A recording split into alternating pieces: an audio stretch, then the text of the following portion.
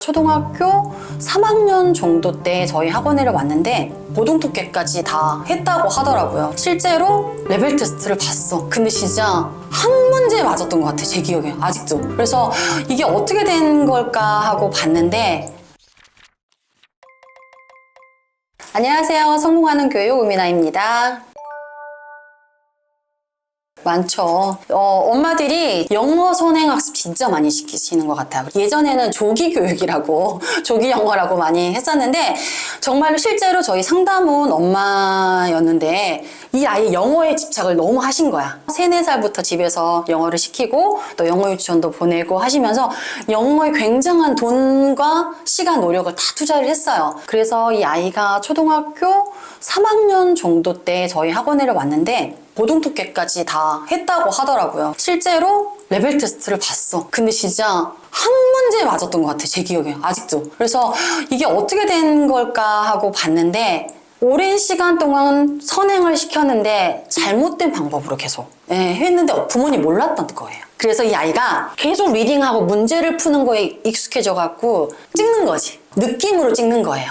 이 아이는 어려웠던 거예요. 이 아이에게 정확한 해석을 해보라고 하니까 전혀 해석이 안 돼요. 근데 얘는 어려운데 원어민 선생님이 있으니까 알려달란 말도 못하고 부모님한테는 또 말도 못하고 그냥 계속 이 아이는 따라가는 척만 한 거죠. 그렇게 몇 년을 보낸 거예요. 그런데 만약에 초등학교 1학년 때부터 즐겁게 해석하는 방법도 배우고 했었더라면 이런 일은 안 벌어졌을 거라는 거죠. 너무나 돈 투자, 시간 투자했는데 이게 안 되는 거. 이게 정말 가장 큰 선행의 피해인 것 같아요. 초등학교, 중학교 때는 그냥 단순 암기만 해도 아이들이 성적이 오를 수가 있는데, 고등학교의 이 공부량, 그 다음에 어려운 것들이 굉장히 많아요. 그런 습관이 든 아이들이 고등학교에 가서 똑같이 하면 안 되겠죠. 그런 아이들 성적이 다 떨어져요. 두 번째는 중학교 때, 초등학교 때는 학원만 다녀도 되는 과정이에요, 사실은. 그런데 고등학교 때 양이 많다 그랬잖아요. 그래서 학원 다니고 내 걸로 만들 시간이 있어야 되는데 이 시간을 확보를 못해, 고등학교 때는. 왜? 학원을 많이 다니고 학교에서도 늦게 끝나잖아요. 그래서 이 자기주도 학습으로 만드는 이 시간을 확보하지 못하기 때문에 성적이 떨어져요, 대부분 아이들이. 그래서 학원만 다니는 아이들이라고 말할 수 있어요.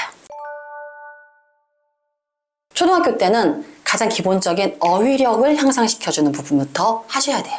왜냐면 만약에 영어 수업을 할 때 어떤 단어가 나왔는데 해석은 하는데 이 단어의 뜻을 몰라가지고 수업이 어렵다고 하는 아이들이 상당히 많아요. 그래서 저는 이 초등학교 저학년 시기가 자연스럽게 어휘를 익히는 시기라고 생각을 해요. 그리고 문해력의 가장 기본인 게 또 이 어휘잖아요. 그때가 바로 초등학교 저학년 시절, 그때가 가장 적합하다고 생각을 하는 거죠. 실제로 OECD 조사 결과에 우리나라 학생들 혹은 사람들이 디지털 문해력이 가장 낮은 최하위 수준이라고 나와 있잖아요. 문해력이 부족하다라는 게 뭐냐면, 신문 기사를 읽거나 책을 읽어도 글자를 읽는 것이지 이해를 못하는 게 문해력이 부족한 거예요. 그래서 우리나라가 정말 OECD에서 그렇게 결과가 나왔다라는 거는 저희는 정말 충격적인 일이거든요. 근데 학생들이 그래요. 지금 학생들이. 초등학교 저학년 때는 이 부모님들이 해줄 수가 있어요. 왜냐면 아이들이 어리기 때문에 스스로 하기는 힘들거든요. 그래서 자연스럽게 책을 읽게 하면서 부모님이랑 이야기하는 게 중요하고, 더 나아가서 부모님들이 먼저 그 어려운 단어 이런 것들을 먼저 찾아보셔서 용어를 정리하고 아이에게 그걸 설명해주고, 이런 과정에서 아이들은 흥미를 느끼거든요. 그래서 부모님들이 그런 역할을 해주시면 돼요. 두 번째로 중요한 거는 스스로 생각하는 습관을 들여주는 거예요.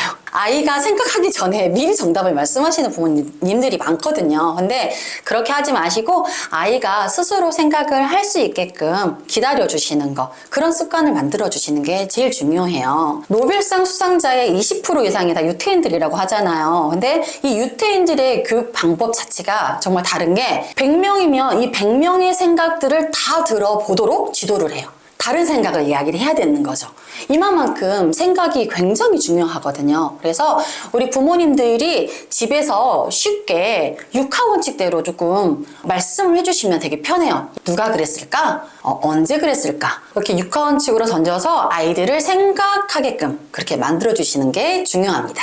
세 번째는 과정에 대한 칭찬을 해주는 거예요. 동기부여의 세계적인 권위자이신 스탠포드 대학의 캐럴 드웨 교수가 이렇게 말을 했어요. 아이들에게 결과를 칭찬하기보다는 노력하는 이 과정을 칭찬해주라. 이유는 노력하는 과정을 칭찬을 받았던 아이들은 어려운 일이 있어도 이걸 해결해 나가려는 이 노력을 보이는 경향이 있었대요. 결과를 칭찬받은 아이들은 쉬운 것만 빨리빨리 해결해서 또 칭찬을 받으려고 하는 경향이 있었다라는 거죠. 우리 부모님들이 이런 말씀 되게 많이 하시잖아요. 넌 누굴 닮아서 이렇게 똑똑하니? 뭐 이런 말씀 많이 하시잖아요. 근데 사실은 그런 말보다는 조금 더 구체적으로 너가 이거를 하기 위해서 이러한 과정을 했는데 정말 칭찬해. 정말 잘했어.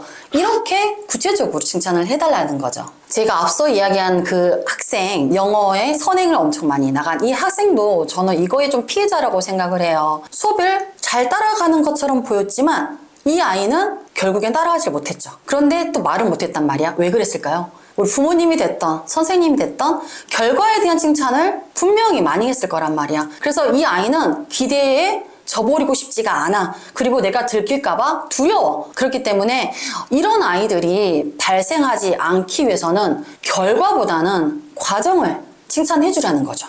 저는 네 번째는 아이들이 요즘에 너무 수동적이에요. 부모님이 뭐를 하라고 해서 하고 또 선생님이 하라고 해서 하고 스스로 능동적인 자세와 태도를 갖는 아이들이 없어요. 그래서 이 아이들이 열정을 가질 수 있는 이 에너지를 부모님들이 조금 주셨으면 좋겠어요. 무슨 일이든 스스로 해야겠다라는 마음을 먹게끔 하는 거. 그래서 아이들에게 무슨 일이든 다 한번 해봐라. 경험해봐라. 열정적으로 해봐라.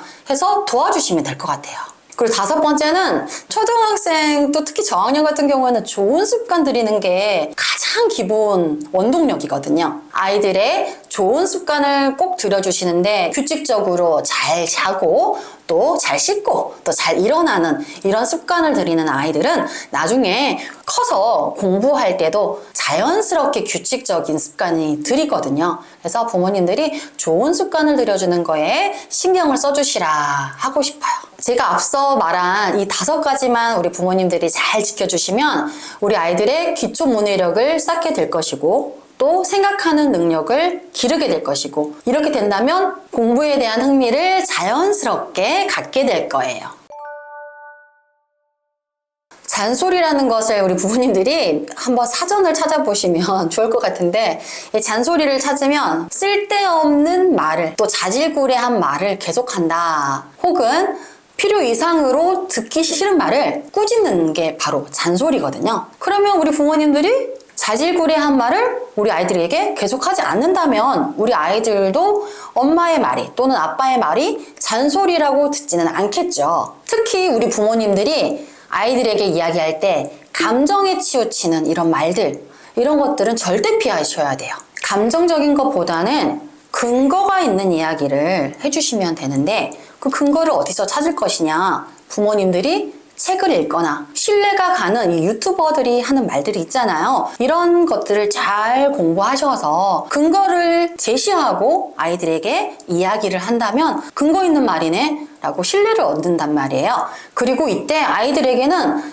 차근차근 아이의 눈높이에 맞춰서 말씀해 주시는 게 중요해요. 그래서 아이가 잘 이해할 수 있도록 말투 친절하게 부모님들이 해주시면 잔소리로 느끼지 않고 잘 부모님의 말을 들을 수 있을 거예요. 선행학습이 필요가 없진 않아요. 네, 교육에 있어서 선행은 정말 필요하긴 하거든요. 그런데 제가 말하는 선행학습이라고 하는 거는 우리 아이가 기초도 안 되어 있고 지금 현행 과정도 잘 못하는데 남의 아이들이 어디 나갔다고 해서 우리 애까지 그렇게 시킬 것이냐, 그건 아니라는 거죠. 선행학습 필요합니다. 하지만 선행 많이 나가서 따라가면 좋겠지만 못 따라가는 아이들은 성적이 오히려 더 안 나와요. 그거는 부모님의 교육 철학, 가치관이 있어야 돼요. 우리 부모님이 먼저 교육 철학을 정립을 하시고 그 뒤에 우리 아이의 학습 상태를 파악하시고 난 뒤에 선행을 할지 말지 혹은 선행을 어디까지 나갈지를 결정하시면 될 거예요. 오늘 한 이야기를 제가 한번 정리를 해볼게요. 우리 초등학교 저학년에게 중요한 거 첫 번째가 어휘력을 향상시켜주는 거, 두 번째가 생각하는 힘을 길러주시는 거, 또 세 번째가 결과보다는 과정을 칭찬해 주시는 거, 그리고 네 번째는 능동적인 자세를 가질 수 있도록 열정을 다하게끔 해주시는 것, 그리고 마지막으로 다섯 번째는 부모님들께서 우리 아이의 좋은 생활 습관을 길러주는 것, 이렇게 5가지를 오늘 말해봤어요.